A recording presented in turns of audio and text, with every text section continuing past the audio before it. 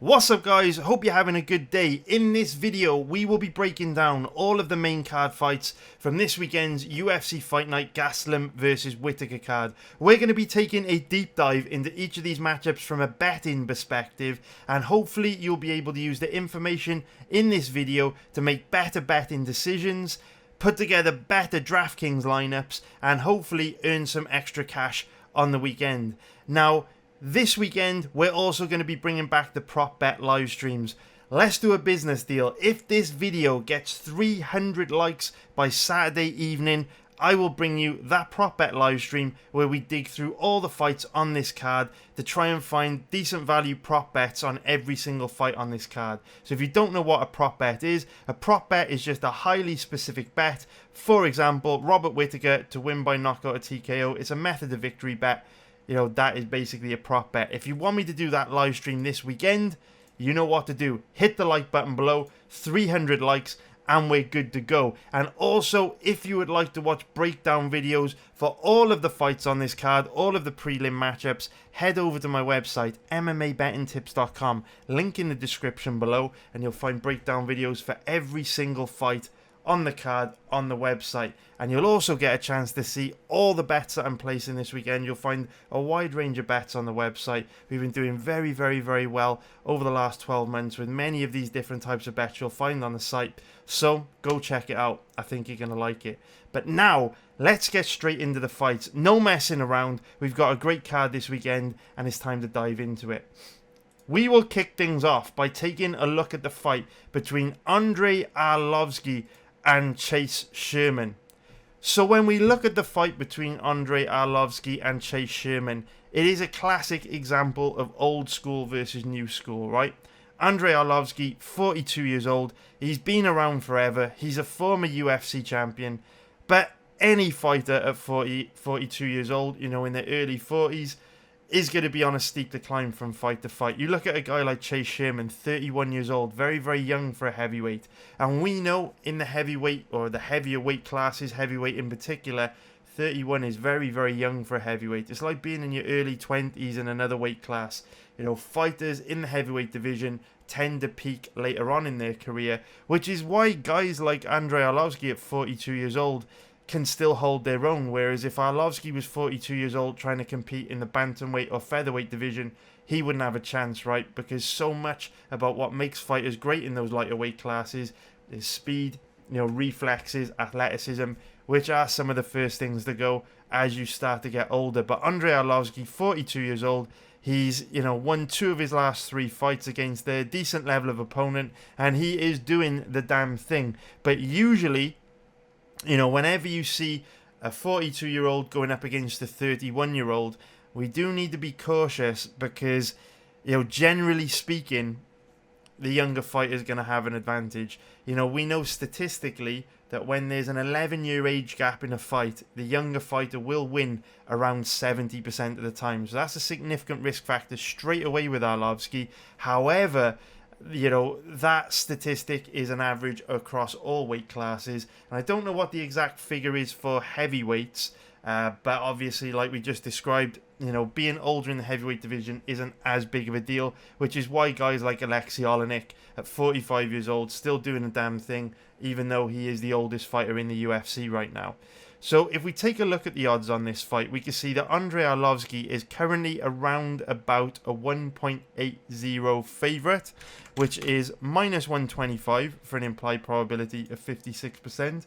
And if we take a look at the odds on Chase Sherman, we can see that he is currently around about an average of 2.05, which is plus 105 for an implied probability of 49%. So the bookies are seeing this matchup as being very, very close to a 50-50 fight. If we look at the tail of the tape, Arlovski 6'3", 77-inch reach. Chase Sherman 6'4", 78-inch reach. So both guys are roughly about the same size. You know, nothing really notable there.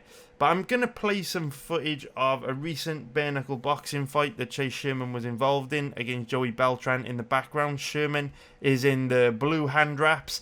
And just watch this as I talk you through how I see this fight going from a stylistic point of view. So straight away, let's kind of get grappling, you know, off the table.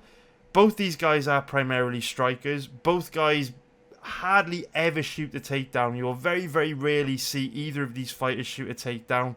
And for that reason, I do think it's very, very likely this will be a stand-up fight. So, the majority of stuff we're going to be talking about in this matchup is in this breakdown is going to be striking, and I wouldn't expect this fight to go to the ground. So, my one major criticism of Andrei Arlovski is that at 42 years old, he does appear to have lost the fire a little bit. One of the issues with Arlovski, and we've seen it in his fight against, Philippe Lins and Tanner Boser, is that for whatever reason, he just doesn't pull the trigger like he used to. We saw it in his fight against Abdul Abdurakhimov, right? Or Shamil Abdurakhimov, sorry. A very, very slow-paced fight, a very tentative, cagey fight where not a lot happened, and we end up seeing Arlovski involved in these matchups which have razor-close rounds where not a lot happens, and that's largely because Arlovski, just only throws a very, very low volume of strikes and doesn't really go out there and put his stamp on rounds. That's my one major criticism of Andrei Arlovski. He's a little bit passive. He's one of those guys that if you bet him, you're left shouting at your TV, praying that he actually does something because he holds back so much. But it does take two to tango, and one of the reasons why we've seen Arlovski involved in these kind of cagey, tentative, slow-paced fights in the past is because he hasn't wanted the lead, and neither have his opponents. We've seen Arlovski at his best against guys like Ben Rothwell over the last couple of years, where he has been forced to engage. We saw him in his last fight against Tom Aspinall. Don't get me wrong, Arlovski was in a lot of trouble against Aspinall in that fight, but he also held his own, landed some good shots on Aspinall, and momentum was actually swinging in Arlovski's favour, which is why Aspinall ended up taking him down and looking for the submission, because he wasn't liking the way the stand-up exchanges were going. So when you look at a guy like Arlovski and you look at a guy like Chase Sherman, when you look at an Andrei Arlovski fight, it's difficult to feel super confident in him because you always feel like he's holding back. He doesn't pull the trigger as much as he should. But when we've seen him against a guy like Ben Rothwell, who's walked him down, put a lot of pressure on him and forced him to engage, we've seen Andrei Arlovski have a lot of success with his boxing, throw a relatively high volume of strikes and look pretty good. And so, depending on styles, Arlovski can look pretty good. And like I say, when Aspinall was putting a lot of pressure on Arlovski, there were moments that he looked good in that fight. And I believe that Chase Sherman's style of fighting is very, very likely to bring out the best in Andrei Arlovski. Sherman is a guy that likes to come forward, get in your face, fight in a phone booth, and just throw down. And I think that's the perfect style for Andrei Arlovski to show what he can still do at this stage in his career. One of the things that I really like about Andrei Arlovski is that he's still pretty good defensively. He still does a pretty good job of reading his opponents. And that's one of those things you wouldn't expect from a guy that was 42 years old. But I think a big part of it comes from Arlovski's experience. He's had 50 pro fights, former UFC champion. He's so comfortable in the octagon that he's able to work guys out pretty quickly and capitalize on that. We saw it in the Tom Aspinall fight.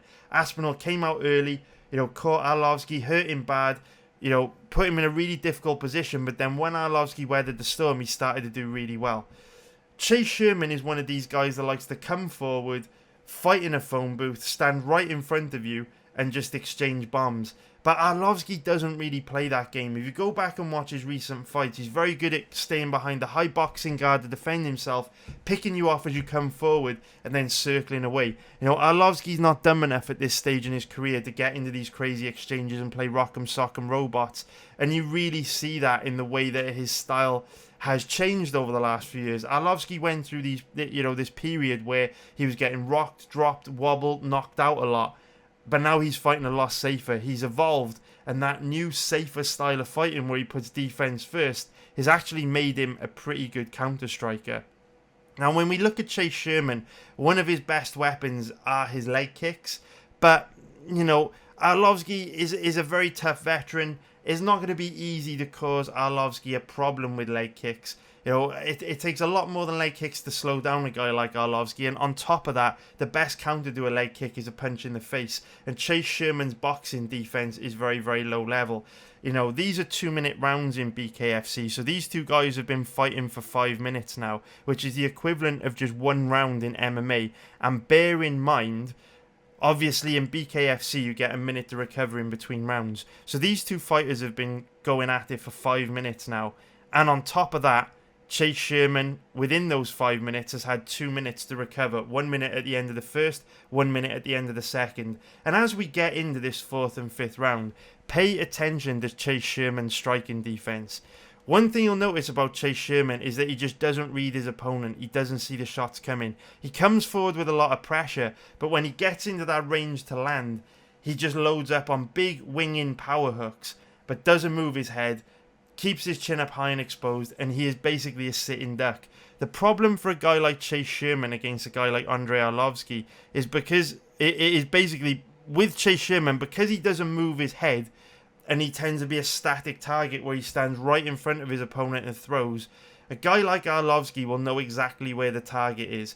You pay attention to Chase Sherman in this round. His head doesn't move. As he gets into that phone booth range where he wants to, you know, let his hands go and try to catch Beltran. As he's doing that, his head doesn't move. So where you've got a counter striker like Andrei Arlovski, who likes to just stay on the outside, wait for his opponent to come to him, and then pick him off, it's a lot harder for Sherman to land because he wants to get right in front of Arlovski and open up. And as he looks to do that, Arlovski's just, you know, landing that counter strike and circling away. The problem with Sherman is he's not particularly effective at landing on guys unless they literally stand right in front of him. And we've seen in the Tanner Bosa fight, the Ben Rothwell fight, the Philippe Lins fight, Arlovski doesn't play that game anymore. He likes to counter-strike. So if you go back and watch any of Chase Sherman's matchups, you'll see the same pattern play out over and over again. He comes forward in straight lines, chin up high and exposed, gets into that boxing range, you know, stood literally a foot or two in front of his opponent, and then he opens up with the power strikes. But if his opponent circles away, he's not particularly good at cutting the cage off, and when he's coming forward, he's very, very vulnerable to getting hit. So this is one of those matchups where it's a very, very good stylistic matchup for Arlovski, because his only real major weakness at this stage in his career is the fact that he's a little bit passive, doesn't throw the highest volume of strikes. But with Chase Sherman being a pressure fighter, he's going to force Arlovski to open up and let his hands go. And when he does, because Sherman's so bad defensively, I think Arlovski's going to have a lot of success. I mean, you look at this here, right? These two fighters have been fighting for 8 minutes now, and Sherman is very flat, very tired. You know, no pop in his shots. Hand speed has fallen off a cliff. Whereas we know even at 42 years old, Arlovski can still fight at a decent pace, you know, for 3 rounds, no problem. Now, I know Arlovski is taking this fight on short notice. However, you know, in a kickboxing match, I think he's going to cause Chase Sherman tons of problem. I mean, we can see it here, right? They've been fighting for 8 minutes, and Sherman, no power in his hands, super slow hand speed, very bad defensively, and really struggling here against Joey Beltran. So when I look at these two fighters, they're both in the even money odds range, and for me, I definitely feel like Andrei Arlovski is worth a bet. You know, whenever you're betting on a 42-year-old fighter, you can never feel super confident in them. You know, they're going to be declining from fight to fight. And, you know, betting on 42-year-olds just isn't a safe bet. However, I do love betting fights in this even money range. Because if you can just lean 60-40 one way or the other, you can often find a strong position to put your cash. And when you look at how effective Arlovski's counter-striking was against Ben Rothwell, and you look at how easy Chase Sherman is to hit, how much he slows down as the fight goes on, and how he isn't that dangerous with his hands, certainly no dangerous than Tom Aspinall, or Ben Rothwell, or Philippe Lins, or Tanner Bosa, or anyone else Arlovski's performed, you know, semi-decently against over the last 2 years. You know, I really do think this is a good matchup for Arlovski, so I will be betting Arlovski this weekend. Not too big, nothing major, but I do think this is a pretty good stylistic matchup for him. We now move on to the next fight that I'm going to talk about, which is going to be Abdulrazak Alhassan against Jacob Malkoun. So let's break down the fight between Abdulrazak Alhassan and Jacob Malkoun. So it's a little bit of a strange one for me why Jacob Malkoun is even, in the UFC to begin with. He got signed by the promotion when he was 4-0, made his debut against Phil Hawes and got completely death-shotted within 18 seconds. He's now facing a similar challenge in the face of Abdulrazak Alhassan.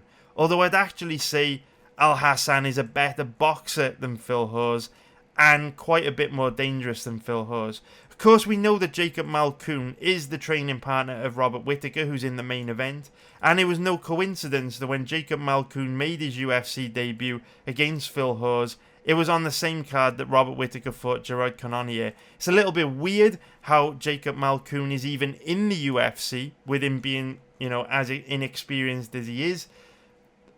But I will say this, it's important for me to cover this because I don't personally feel like he belongs in the UFC. I don't feel like he's on the level of a guy like Abdulrazak Alhassan, and I believe this is another extremely difficult matchup for Malkoun where he's going to struggle badly.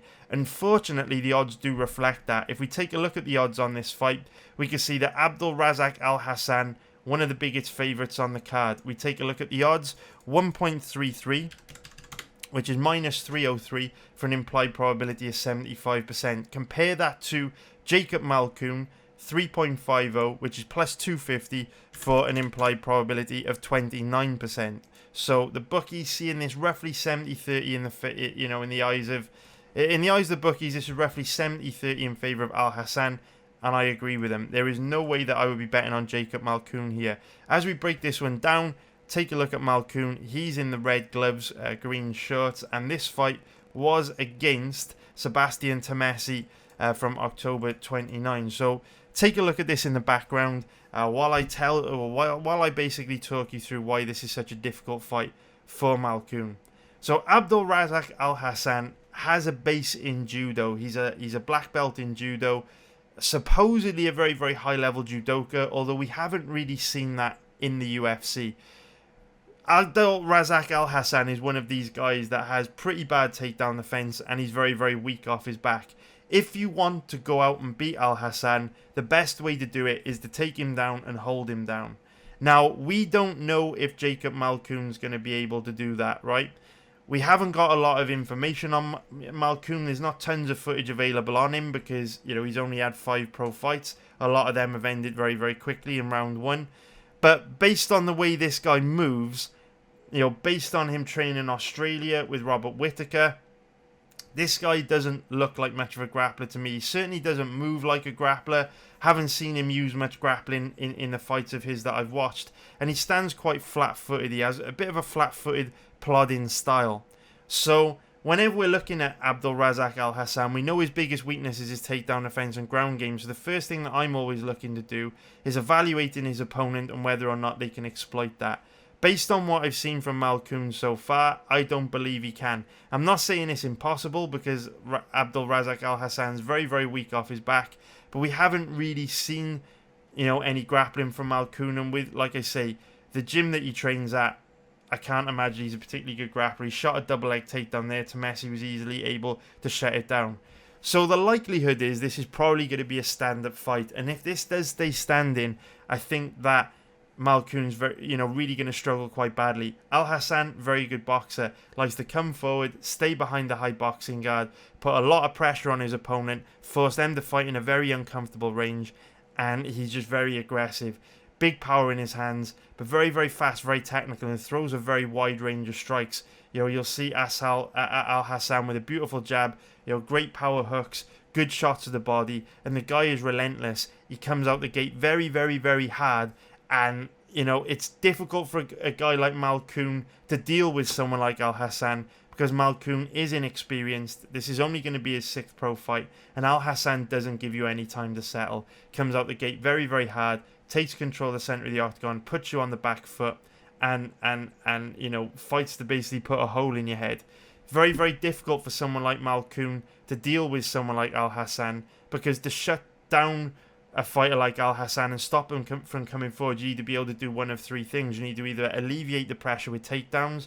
Doesn't look like Malkoun can do that. You need to have the footwork to be able to, circle away from Alhassan, pick him off, counter-striking, and use his forward pressure against him. As you can see here, with Malkoun's flat-footed style of boxing, it doesn't look like he can do that either. Or, the third option is you've got to take the approach that Mounir Lazzez did recently and, have good enough striking defense to weather that early storm and then drag, Alhassan into the second and third round when he starts to become tired, starts to become less dangerous, and then you can really start to, have a little bit of success when Alhassan doesn't have as much power in his hands to hurt you and he's not as scary. But again, easier said than done because Malkoun doesn't move particularly well, not particularly good defensively, doesn't appear to be that dangerous standing, and Alhassan's going to be at a much higher level than this guy when it comes to striking. There is one huge X factor in this matchup to take into consideration, and that is that it's both of these guys' first fight back after suffering an absolutely brutal knockout loss. Abdulrazak Alhassan was KO'd by Chaos Williams, and it was an extremely bad knockout. We may be able to actually find a GIF of it. We will see. Usually you can. I should have got this prepared beforehand. I usually do. I've got one for later on. But if we can find the KO, if we put in GIF, hopefully we could find it. Here we go. Boom. Very, very, very bad knockout. And you can see, even after the fight ends, Abdulrazak Alhassan still stiff after it. Different angle. He goes down completely stiff, completely out. Completely stiff, completely out. One of the worst kind of knockouts you can get. It took Abdulrazak Alhassan some time to recover from this. You can see as he hits the ground. Completely out. Completely out. And that kind of knockout can change a fighter forever. When you look at a guy like Abdulrazak Alhassan, he's had 13 pro fights, but we can see that he's never been knocked out before. And Alhassan's style is always to come forward with lots of pressure, lots of aggression, get into that phone booth range and bait his opponent into exchanging, because Alhassan trusts in his power, his chin, and his toughness to be the difference in the fight, right? And that's why you look back at Alhassan's record, you can see so many first round finishes on his record. It's because he comes out, gets in people's faces, swings for the fences, and they can't deal with his power, his speed, and his accuracy. But for the first time ever, that blew up in his face. It didn't work out for him, and Chaos Williams KO'd him dead. So we'll talk about this a little bit later on when we go through the Klose versus Jeremy Stephens fight.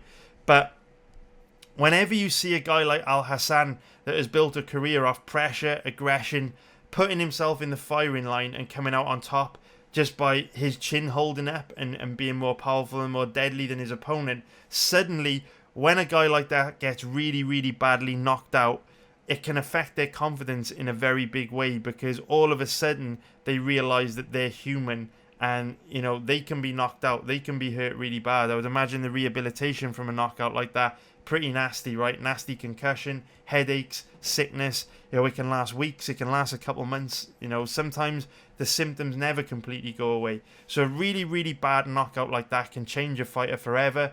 Sometimes it takes guys a little bit of time to bounce back. Sometimes they bounce back straight away. Other times they never bounce back. So it's going to be risky betting on Alhassan until we see him bounce back from that knockout and see how he looked. But of course, Jacob Malkoun is also coming back after a really bad knockout against Phil Hawes. That's what's interesting about this matchmaking. It's almost like the UFC matchmakers have thrown these two guys together because, for the first time in their careers, they were hurt very, very badly. And it's almost like a test where they're throwing both guys in with each other to see how they bounce back. So, big X factor coming into this matchup is Malkoun coming back off the first time ever we've seen him badly knocked out. Same goes for Alhassan. Some guys never get over KOs like that. It'll be interesting to see how they look on Saturday night. But based on how these guys match up from a stylistic point of view, Easy fight for Alhassan. Personally, I wouldn't bet him as a big favourite here because, like I say, we don't know how he's going to look coming back after that knockout loss. We also don't know if Jacob Malkoun's got any tricks up his sleeve, like a bit of grappling that could cause Alhassan trouble. So there's too much risk there for me to take Alhassan as a big favourite. However, very difficult stylistic matchup for Jacob Malkoun, so I wouldn't take him as a big underdog either. So let's now get into the next fight. Very interesting matchup this. We're going to be talking about Bill Algeo and Ricardo Ramos. So let's take a look at the odds on this fight. So another one of these fights in that even money odds range. There are lots of fighters in that even money odds range this week.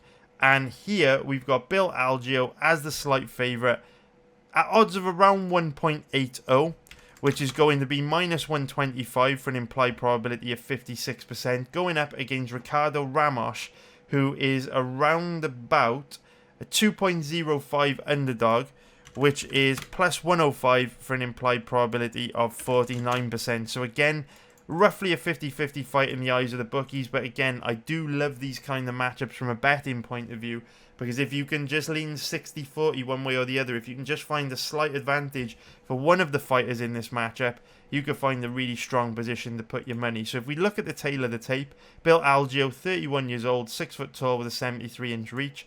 Ricardo Ramos, 25 years old, 5'9", with a 72-inch reach. So Algeo will be a bit taller here, might be a bit bigger than Ricardo Ramos. Nothing major, but you know, for a guy like Algeo that likes to fight long, it certainly helps to be a bit taller than your opponent.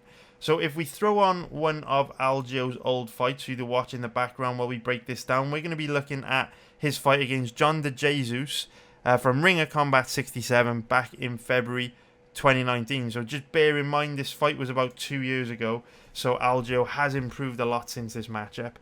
So if we take a look at this fight from a stylistic point of view, I would actually say that Ricardo Ramos is better than Bill Algeo in every single aspect of MMA. But later on, I'm going to be dropping a video on YouTube and on my website where I break down the fight between Ben Askren and Jake Paul. And we know that being the skilled fighter, or the more skilled fighter, doesn't always necessarily mean you're going to win. In actual fact, a lot of the time, you don't win, even though you're the more technically gifted, the more technically skilled fighter. And that's what's very interesting about this matchup. If you look at both these guys, you know, Ricardo Ramos, primarily a grappler. He's got a base in Brazilian Jiu-Jitsu.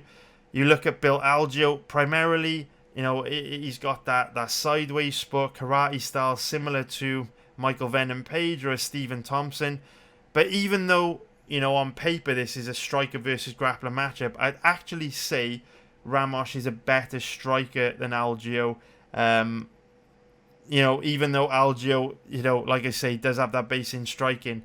Now, why do I say that? Well, when you look at the styles from both these guys, they very much have a kicks-based style of striking. Neither of them are particularly good boxers. If you go watch their past fights, you'll see they throw a lot of kicks, but they don't actually throw many punches. Both these guys like to fight long, and they like to use their length to fight at a safe distance and just chip away at their opponent with kicks. The main difference that I see from both these guys when it comes to striking is that Ramos is much better than Algeo defensively. Algeo, for whatever reason, you know, looks the part, moves very well, you know, very flashy, very exciting, but his boxing defense is extremely bad. You see him walk on the big heavy shots time and time again, and he just doesn't see the shots coming. Doesn't read his opponent very well. However, I don't actually think that's going to be that much of a big deal against Ricardo Ramos, because Algeo's boxing defense makes him vulnerable to boxers. But what have we just said? Ricardo Ramos' style of striking is predominantly kicks based. You'll very rarely see Ramos throw hands. It's predominantly kicks. And so even though Algeo is bad defensively, Ramos doesn't really have the kind of striking to make him pay. So when it comes to how these guys match up from a stylistic point of view in striking, it's kind of difficult to call because they both like to chip away at each other with kicks. Neither of them really has any boxing. And, you know, it's going to be quite a tricky one to call this when it comes to striking. Now, what's really, really, really interesting is, you know, Ricardo Ramos has that base in Brazilian Jiu-Jitsu. He's definitely the more technically skilled grappler out of the two.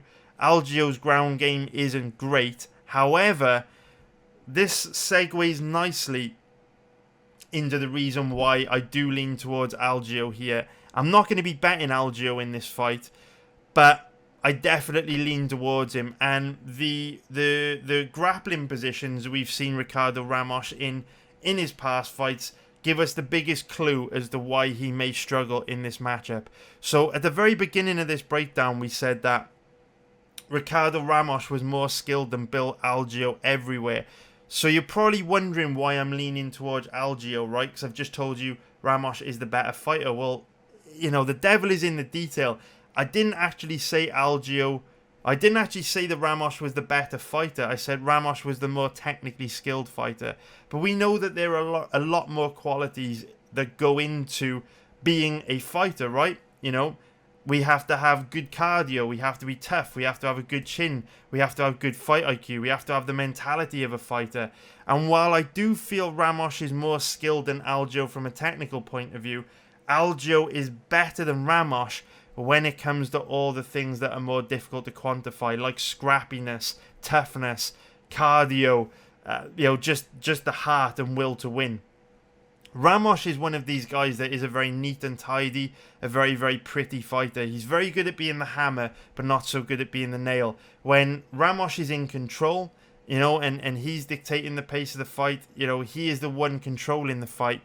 Ramos is very, very good. But as soon as you get in his face, rough him up a little bit, you know, make life difficult for him, he does tend to fall apart. And if you go back and watch Ramos's, you know, recent fights against Lerone Murphy, and also against Said Nurmagomedov, you can see that Ramos was having success in those fights, but as soon as he realized that Murphy and Nurmagomedov weren't going to go away that easily, he immediately caved and looked for a way out and kind of quit mentally. Algeo has no quit in him. He's got the heart of a lion, the warrior spirit. You know, he's been in two absolute wars in his first two fights against Spike Carlyle and Ricardo Lamas. And I just don't see Ramos having that heart and that will to win, to go toe-to-toe with Algeo and match him in the kind of war that we know Algeo likes to drag guys into. Algeo isn't great, you know, pretty low-level grappler, you know, very, very bad striking defense. However, he is scrappy and he is game and he's aggressive. And because of that aggression, because of that pressure he puts on guys, because of his high work rate, he does have a tendency to drag him into wars. And I don't think Ricardo Ramos is the kind of guy that's built for that. I don't think he's ready for that. And so I definitely lean towards Algeo here. Like I say, I'm not going to be betting Algeo in this fight, but I definitely lean towards him. Hope you found that useful. And, you know, be very, very interested to see how this matchup plays out on Saturday. Good luck if you decide to bet it. And I will now take a cheeky little drink.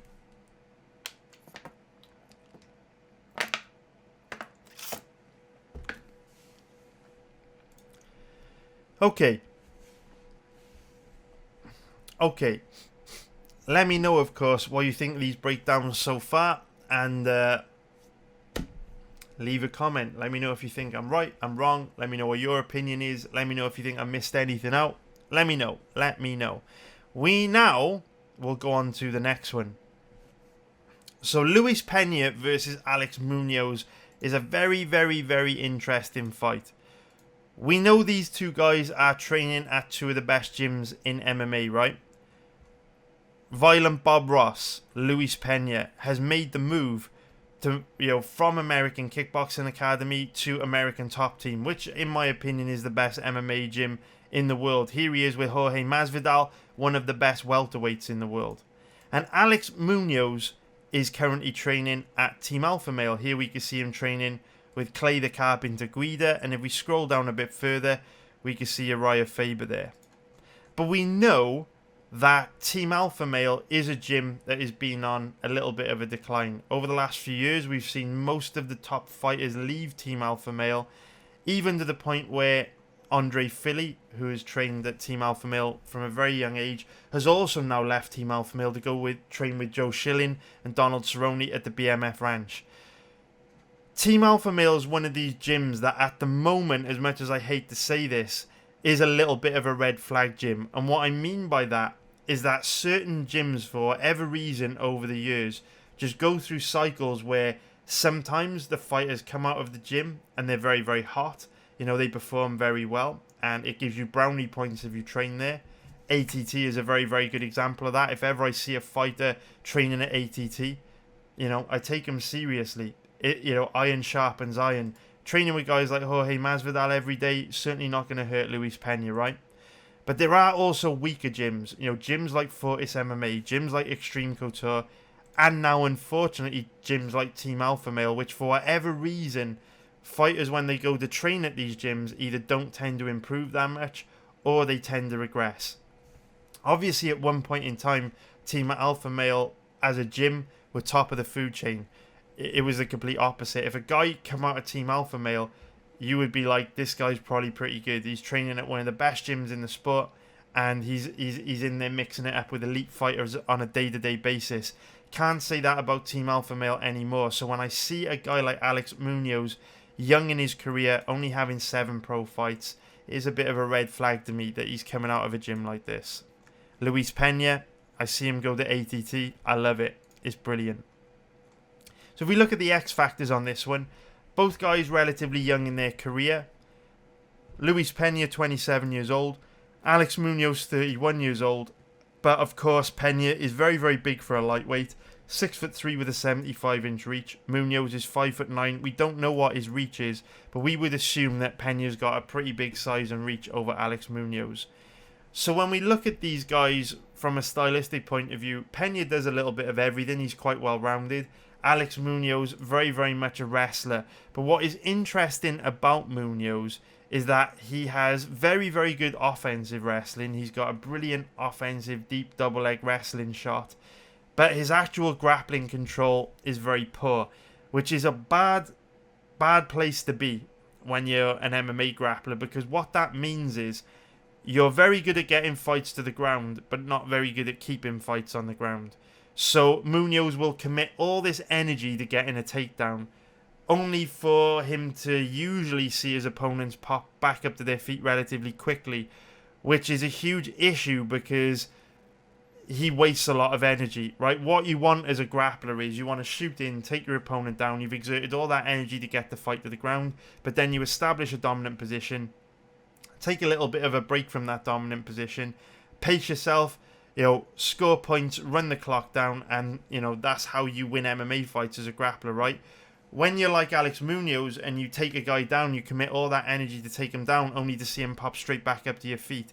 You don't achieve much, but you do end up exerting a lot of energy. So Munoz has got a really, really tricky style because he doesn't have the grappling control to hold guys down, and he doesn't really have any power in his hands or anything that he does particularly well when it comes to striking to cause him a problem on the feet.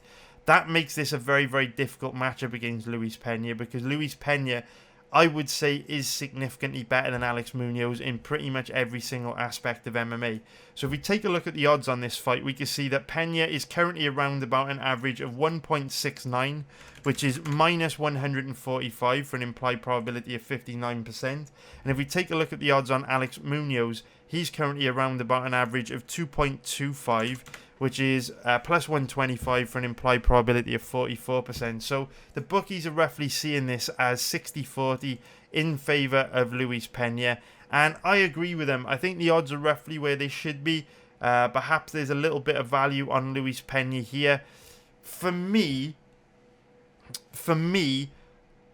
this one is just a little bit tricky because I don't fully trust Luis Pena. If I were to bet this fight, I would definitely bet Pena. I'm not going to be betting him myself, but I would say to you, please do not bet Alex Munoz. Pena is definitely the right side to be on here.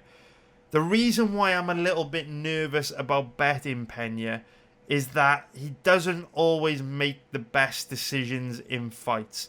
So from my perspective, there's absolutely nothing that Alex Munoz does here that is better than Luis Pena. But Luis Pena is not very streetwise in terms of, even though he's a more skilled striker than Alex Munoz, we often see long periods of inactivity from Pena where he doesn't do a lot because he takes a long time to find his range, and rather than using his length and his reach to rack up volume and chip away at his opponent, I always feel like he's looking for those big, flashy kill shots which are going to get a big reaction and really hurt his opponent, the spinning back fists, the flying knees.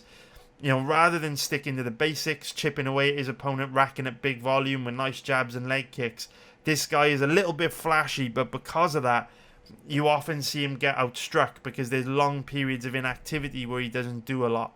That's my issue with him when it comes to striking. He's definitely a better striker than Munoz, but he doesn't always do enough to win rounds beyond all reasonable doubt, and that's one of the things that got him into trouble against Matt Frivola and also against Mike Trizano. No coincidence that Luis Pena's lost 2 split decisions. You feel like he holds back a bit and he could be doing a lot more. But Luis Pena trained at AKA for a long time with Daniel Cormier, Khabib Nurmagomedov, Islam Makhachev, all those boys, and so how could you train at a gym like AKA and not develop a pretty decent level of grappling? Of course, we know Pena is a very, very good grappler, and I think that's what makes this a particularly difficult fight for Munoz. Now, Pena, again, doesn't always make the best decisions when it comes to grappling, but I do think Pena does give Munoz big trouble on the ground. Pena is one of these guys that is so confident in his ground game, so confident in being a submission grappler, that when guys shoot takedowns on Pena, he often doesn't even try to stuff the takedown, which is one of my issues with him, to be fair. But what you'll mostly see Luis Pena do is give up the takedown, and as soon as he hits the ground, he immediately starts attacking with submissions off his back, looking to tie his opponent up, hit reversals, hit sweeps, put them in terrible positions. He's always looking for reversals off Kimuras. He's got a very, very active guard that he uses to fish for arm bars and triangles. And because this guy is very long and tall at 6'3", he's got really nice long limbs that he can use to trap his opponents and tie them up in really awkward positions that they wouldn't be expecting. So this one is a very interesting one because Munoz is a very basic, a very meat and potatoes wrestler who hits traditional takedowns but lacks the grappling control to hold his opponent down for any meaningful length of time. And with Pena, we've got a very skilled, very dangerous, very tricky guy on the ground who is likely to be able to punish Munoz for his basic style of grappling. And so when you look at a guy like Pena, definitely the better striker, definitely the better grappler. But my issue with Pena is that, he does allow guys at times to outwork him on the feet because he just doesn't pull the trigger enough. And on the ground, he does give up weak takedowns, often at bad times, because he's not even thinking about defending the takedown. So with Alex Munoz, it is very possible he can make this fight a lot closer just by being more strategic, more streetwise. He could, be very strategic and steal rounds with takedowns. He could rack up volume and outstrike Pena and capitalize on how passive Pena can be at times. I think this is one of those fights where Pena can only lose if he beats himself. But similar to Kevin Holland, Pena is the exact kind of guy that will beat himself. So this fight is really in Pena's hands. That's why I wouldn't bet Munoz here. Pena has the skills to outclass Munoz in every single aspect of MMA. But it's really down to Luis Pena whether he applies himself and does that. Now, he has moved to American top team, one of the best gyms in MMA. He is only 27 years old. He's got a brilliant wingspan for a fighter. He's got a very good base to work from. He's good at everything. If he shows up and performs to his full potential, he's going to give Alex Munoz absolute hell. So he is a very, very tempting bet. I'm not personally going to be betting on Pena. But, I think he's definitely the right side to be on here. We now go into the next fight that I want to talk about, which is going to be Drakkar Klose against Jeremy Stephens. Now, I feel quite strongly that Jeremy Stephens is the best value bet of the year so far. It has been a long time since I've seen a bet with this much value. Usually, you know, when we're capping MMA fights, when we're doing research, the odds will be roughly where, you know, where they should be, to be honest with you. If you think of how many eyeballs are on the UFC these days, when you look at how big a lot of these online betting sites are, along, you know, how big these bookies are, you know, multinational, multi-billion-dollar companies. I think Bet365, one of the most profitable companies in the world. And so for that reason, it's very rare where you get odds on MMA fights that are massively inaccurate, but you do get it every once in a while. It's been a while since I've seen odds as inaccurate as they are on this fight, but Jeremy Stephens at even money is an absolute gift this weekend. I'm not saying Jeremy Stephens is going to win. I'm not saying I feel ultra confident or anything like that in Stephens. All I'm saying is, in terms of the value in the odds, these odds are way off. So if we take a look at the odds, we can see that Jeremy Stephens is currently around about an average of about 1.80, which is minus 125 for an implied probability of 56%. And if we take a look at the odds on Klose, we can see that he's currently around about a 2.0 underdog, which is plus 100 for an implied probability of 50%. That means that the bookies, the betting public, are roughly capping this fight as 50-50. And in my humble opinion, someone who makes a living from betting on MMA, someone who has been watching MMA for 20 years and has been profitable betting MMA for 12 years, I think you've got to be out of your goddamn mind to think this is a 50-50 fight. Jeremy Stephens, in my opinion, should be one of the biggest favourites on the card, and the fact that he isn't is quite mind-boggling to me. Earlier in the week and last week, we did see Jeremy Stephens' odds decline. You can see a little dip here, down from 1.80 to about a low of 1.70 before rallying back up. But I honestly can't think of any logical reason why Stephens wouldn't be a huge favourite here. From a stylistic point of view, this is the worst stylistic matchup imaginable for Klose, to the point where I really don't see I don't really see a path to victory for Klose. That's not to say Klose can't win, but based on all the information we've got available to us leading into this fight, it is about as difficult a stylistic matchup for Klose as you will ever see. And obviously, if you watch my YouTube videos regularly, you won't hear me talk like this very often. This is a truly unique situation. I'm not saying Stephens will definitely win. Please don't sell your house. Please don't sell your car. Please don't sell your pet dog and bet it on Stephens. But trust me, this is not a 50-50 fight. These boys should not be even money. Stephens should be a much bigger favourite. So let's explore the reasons why. If we take a look at the tail of the tape, Klose, 33 years old. Jeremy Stephens, 34 years old. But we know that these guys are, you know, at very different stages in their MMA careers, right? Even though only 1 year separates them in age, there is a world of difference in terms of experience. We can see that Klose has only had 14 pro fights, whereas Jeremy Stephens has had almost 50. And this is an important thing to take into consideration, because Jeremy Stephens, almost 50 pro fights. He's got a lot of miles on the clock. He's been in a lot of wars. You know, he's taken a lot of damage. He's been consistently competing against the best fighters in the world pretty much since he first came into the UFC, all the way back in 2007.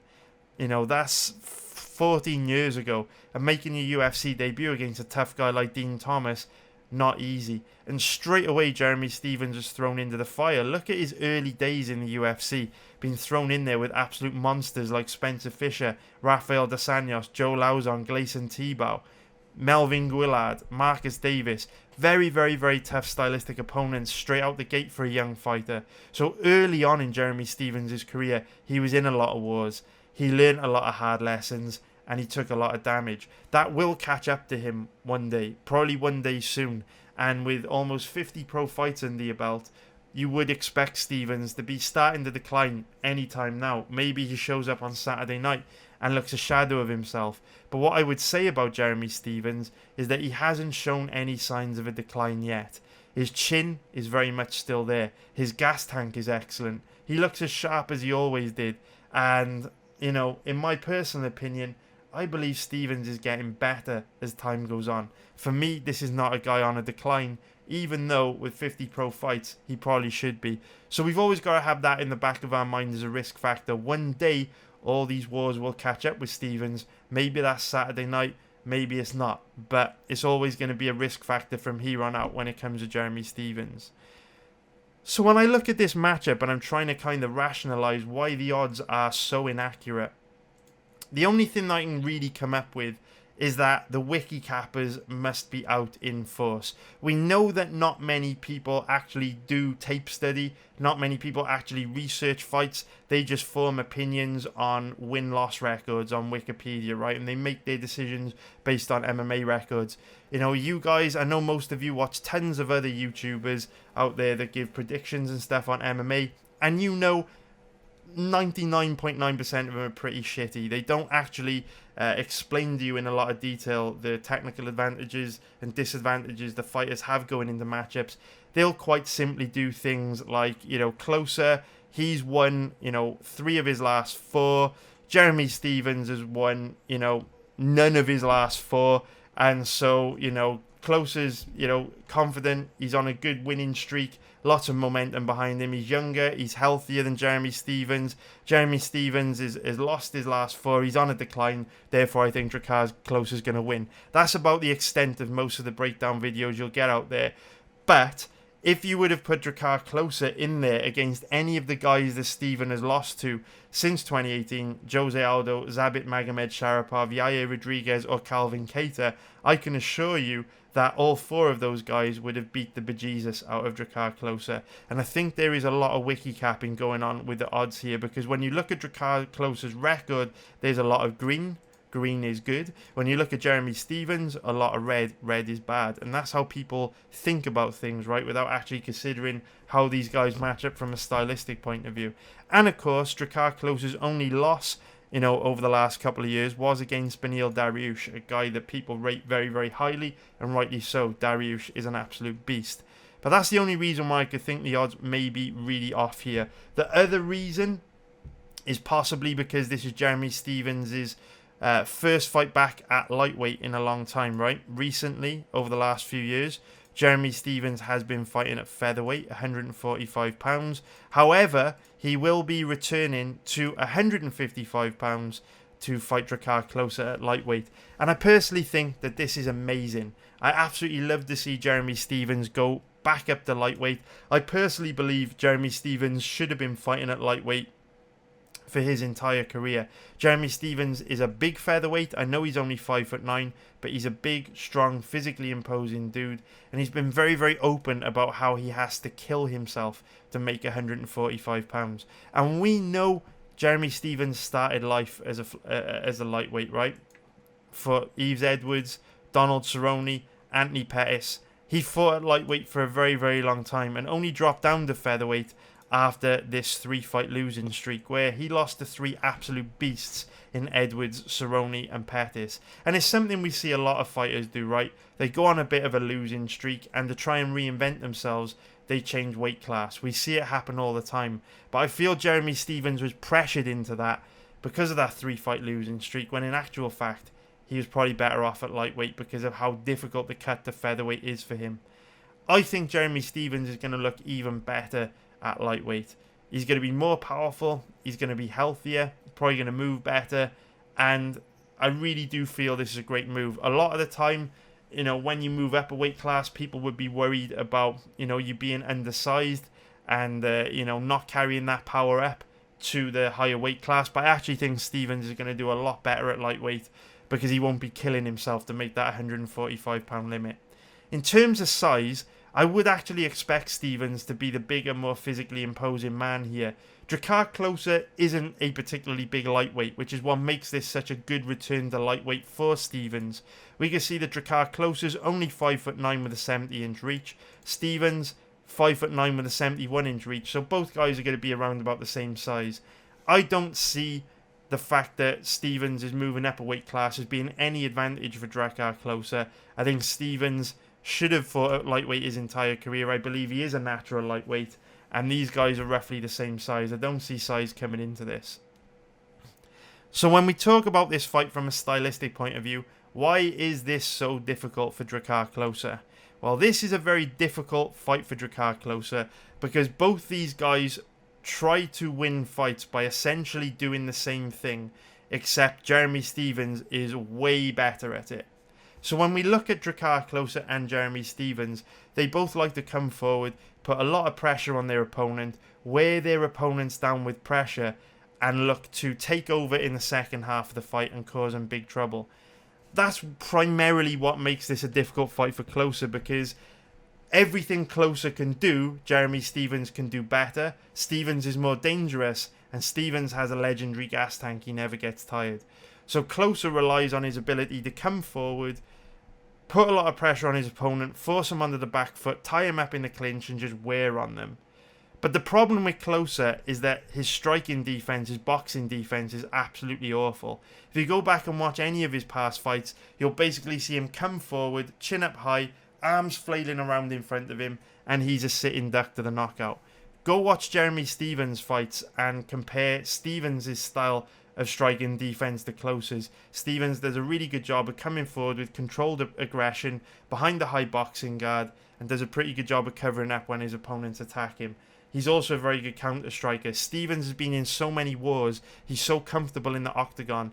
He's so comfortable, in these situations where he's betting on his chin against yours, that he's very good at covering up and landing kill shots, while you really struggle to deal with his pressure, his positioning, and understanding, where his power shots are going to come from. Stephens throws a lot of big power strikes from lots of different angles, lots of different positions, and for a guy that is as bad defensively as Klose is, he's just not going to see the shots coming. And we know the shots that hurt you, the ones that knock you out, are the ones you don't see coming. So boxing defense is a huge issue for Klose here. And earlier on in the video, we were talking about, how with Abdul Razak Alhassan, he's built a career off forward pressure, aggression, and wearing guys down, right, with that forward pressure and being able to rely on his chin against his opponents. And as soon as a fighter gets knocked out for the very first time, they can no longer have the same confidence in their ability to come forward without getting knocked out. And so it plants to seed a doubt in their mind. If you think about it, in all of Drakkar Klose's past fights, he's relied on being able to come forward, put a lot of pressure on his opponents, tie him up, beat him up in the clinch, wear on them. And one of the main ways that he does that, it puts himself in the firing line, right? When they're trying to circle away and back him up with strikes, he just keeps coming forward, walking through whatever they throw at him. But that worked against him in his last fight against Beneil Dariush. For the very first time in his career, you look at this, all the way back to when he first started fighting as an amateur in 2011, right the way up to his last fight against Beneil Dariush, he'd never been knocked out. And so Drakkar Klose has built this fighting style off coming forward with relentless oppression, Nate Diaz style, blocking punches with his face, and basically Homer Simpsoning guys and wearing them down. But that first time that a fighter like Drakkar Klose gets knocked out sends a message to them often that they're not human. Or that they are human, sorry. They built up this style of fighting where they come forward and they put themselves in so much danger and they take so much damage and they rely on their chin so much that all of a sudden when their chin gets cracked and they get knocked out, they kind of lose themselves a little bit and it affects their confidence in a big way. We can see some gifs of what I'm talking about. You see here the recklessness of Drakkar Klose. This is just before he gets knocked out. Notice how he's just stood right in front of Beneil Dariush, chin up high and exposed. He ate the clean right hand there. If you go back and watch any of Drakkar Klose's past fights, I've got a really, really detailed video of this on my website. If you go to MMABettingTips.com, there's a 20-minute breakdown video where I show you clips of Drakkar Klose's boxing defense and how his recklessness is likely to get him into a lot of trouble against Jeremy Stephens. Highly advise you to join my website and check out content like this. This is really going to help you learn and really going to help you pick out fights and pick opportunities where there are really strong positions to put your money and make good money from betting on MMA. We can see this recklessness here from Drakkar Klose, which I'm not able to illustrate very well because it's a GIF, but this recklessness just results in a knockout like this, right? Hands down low, chin up high and exposed, doesn't see the shot coming, gets absolutely death shotted, and one of the worst kind of knockouts you're ever going to see. Drakkar Klose gets his light shut off as he drops to the ground, no idea where he is, and just doesn't see the shot coming. And that's something you see over and over and over against over and over and over with Drakkar Klose. He doesn't read his opponent very well, and he doesn't see the shots coming. It's a huge issue for him.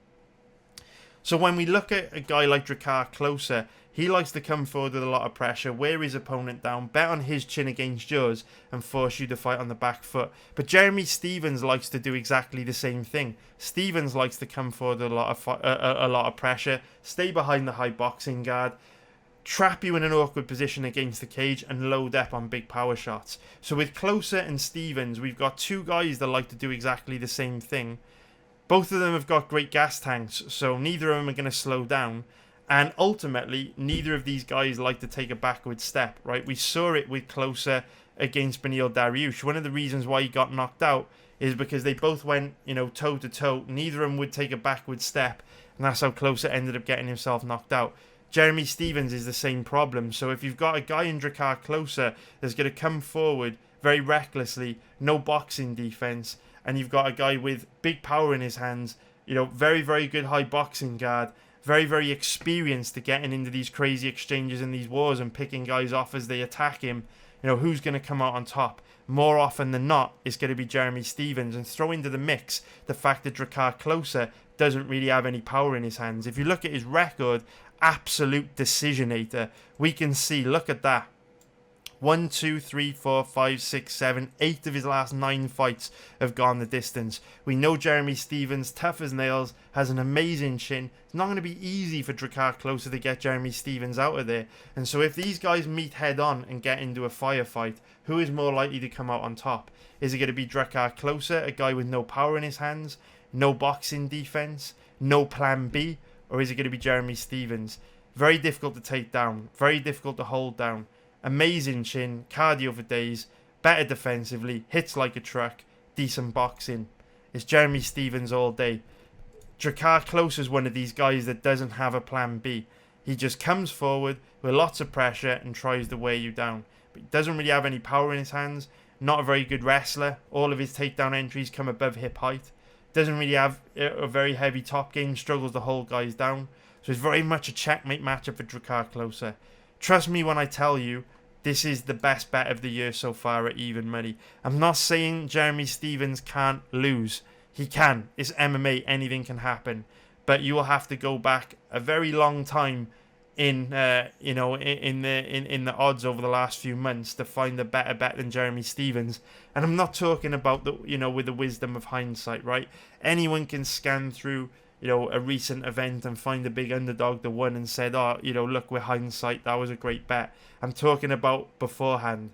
With all the information we've got available right now, with how Stephens and Drakkar Klose match up, you have to go back very, very, very, very, very far to find a better bet than Jeremy Stephens this weekend at even money. And I know this because I spend 20 to 30 hours every week studying these fights, doing tape research, looking at the odds, trying to find strong positions to put my money, and I'm just blown away by these odds. I have absolutely no idea why Jeremy Stephens is in the even money odds range. If I'm capping this, I've got Stephens in a similar odds range to Alhassan, 1.33, 1.36. I think that's about minus 303, something like that. That's where I'd have Stephens. So tremendous value on this guy this weekend. You are crazy if you don't bet Jeremy Stephens in this fight. Amazing deal. And I need to take a drink.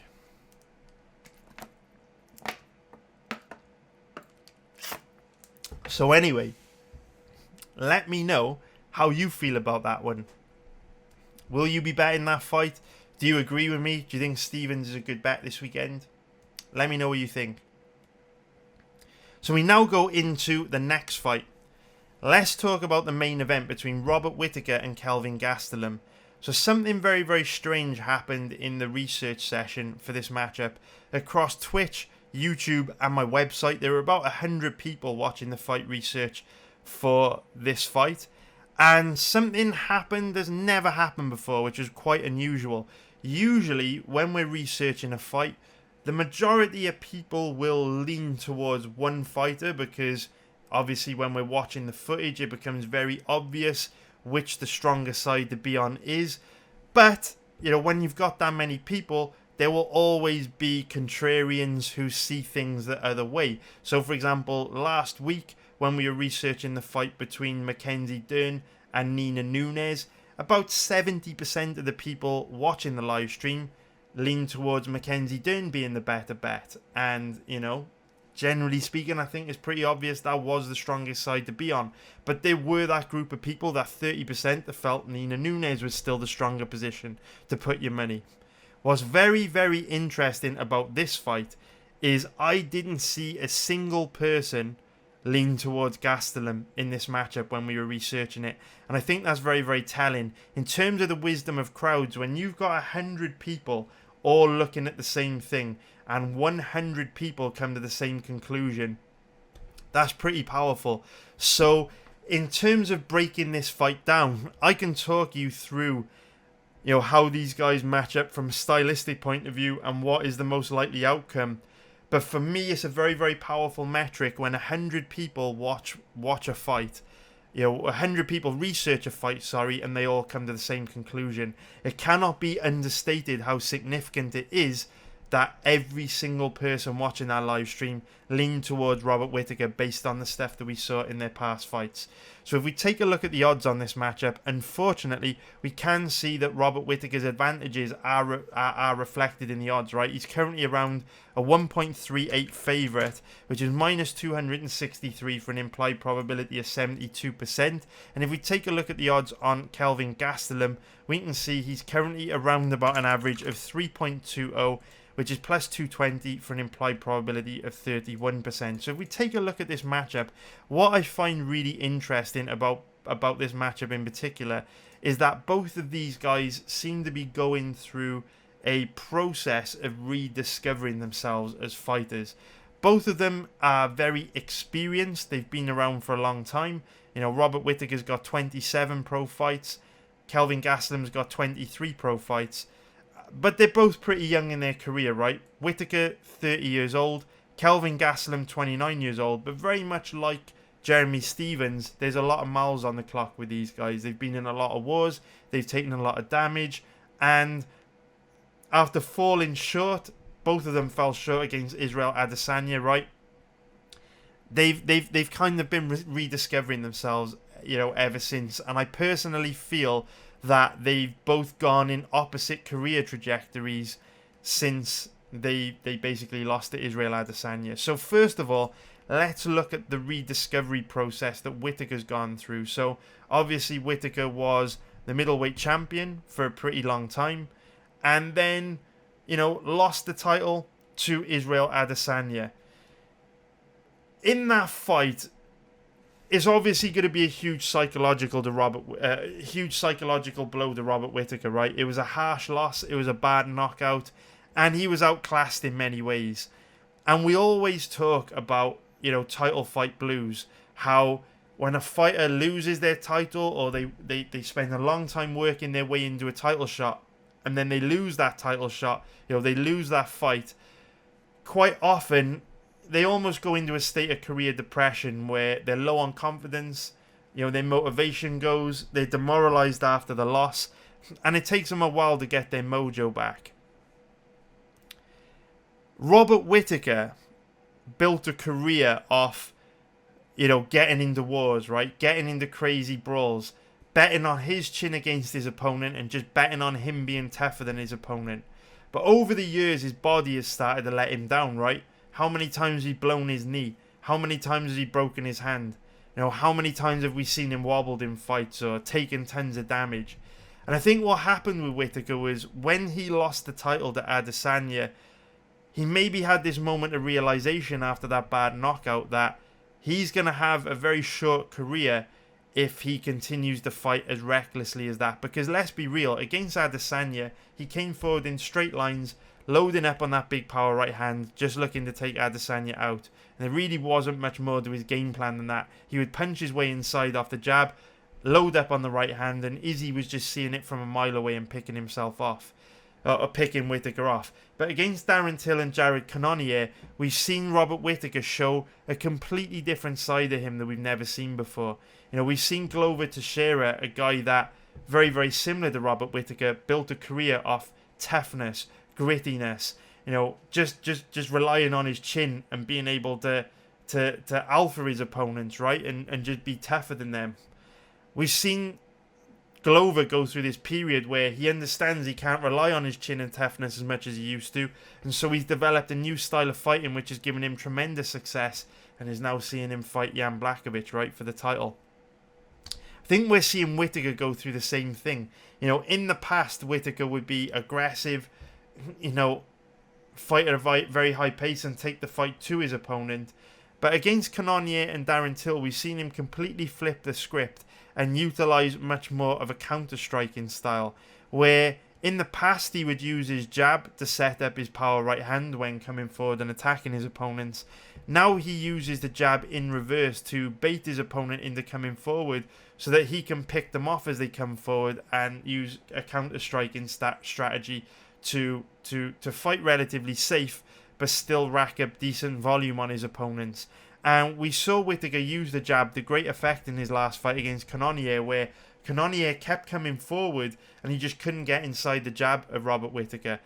One of the big changes that we've seen in Whittaker in his fights between, you know, Jared Cannonier and Darren Till is that at no point in either of those matchups was he tempted to get sucked into a brawl.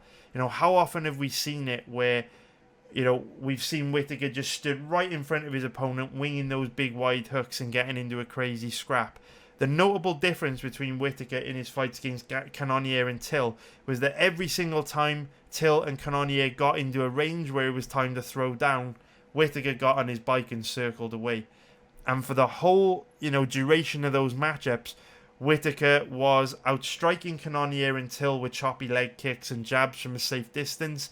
And as soon as Cannonier and Till got into a range where they could potentially land a power strike and hurt him, he just circled away and got away. So what we're seeing from Whittaker now is he's fighting way smarter, way safer, not putting himself in anywhere near as much danger. And the style has worked very, very well for him against Till and Cannonier, who are two of the best middleweights in the world and very, very challenging matchups.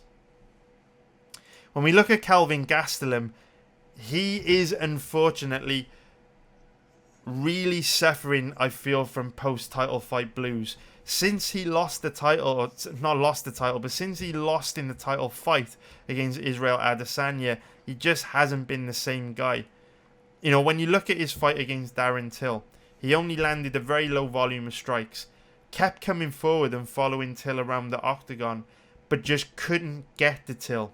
And when you watch that fight in a vacuum, you could say, you know what, maybe Gastelum is struggling to get to Till because Till has great footwork, great movement, he fights very long, and he reads his opponent very well. And I completely accept that explanation. You know, when you look at Gastelum and Till, you know, in his own little vacuum, you could kind of see that Till's style was very, very difficult for Gastelum to deal with, where Till would, again, similar strategy we've seen Whittaker use against Cannonier and Till, where Till would just stay on the outside and use his length to just pick Gastelum off as he came forward and rack up major volume on him with those choppy leg kicks and jabs. But Gastelum is a guy who we know has built a career from being a pretty good boxer. Very dangerous southpaw. Has that Latin American toughness, the Latin American chin, the Latin American gas tank, where he just comes forward, a lot of pressure, gets inside, and just lets his hands go, right? Big power, fast hands. I mean, he even wobbled Izzy a couple times and dropped him once in that fight. Not many people could claim to have done that. But he hasn't been the same since that Izzy fight. And what's very, very interesting is you can make excuses for Gastelum not really landing much against Till. But when you go back and look at his fight against Ian Heinisch, you can see that there's something much more sinister going on. Because Ian Heinisch is quite small for a middleweight. So he doesn't, you know, he's not the same as Till. He's not as big and long. It's not as difficult to get inside on a guy like Heinisch as it is with Till. Heinisch is also, you know, a very basic, flat-footed, single-shot striker. So he's not as dynamic as Till. He's not as tricky to work out. And Heinisch also has very bad boxing defense. He's a very low-level boxer, so he's not as elusive as Till, not able to see the shots coming in the same way that Till can. And yet Gastelum ran into all the same problems against Heinisch that he did against Till.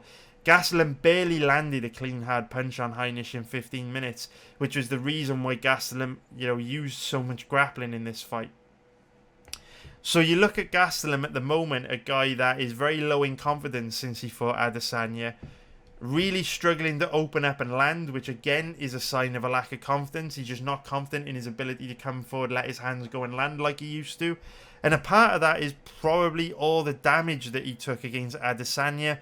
It's probably, a lack of confidence in his style, right, which let him down in a title fight, the biggest moment of his career. And it could also be a lack of motivation, right? Gastelum has been very open in interviews about how he has struggled with motivation, how he has struggled with discipline, how he has struggled with, eating good food and training hard.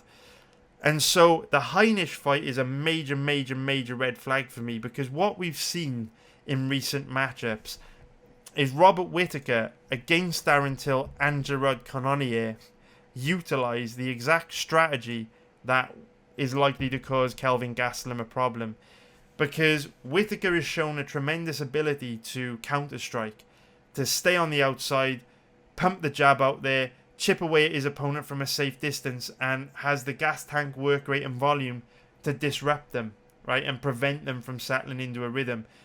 Gastelum has shown that if you don't stand right in front of him and play rock'em sock'em robots, it's very, very difficult for him to land on you.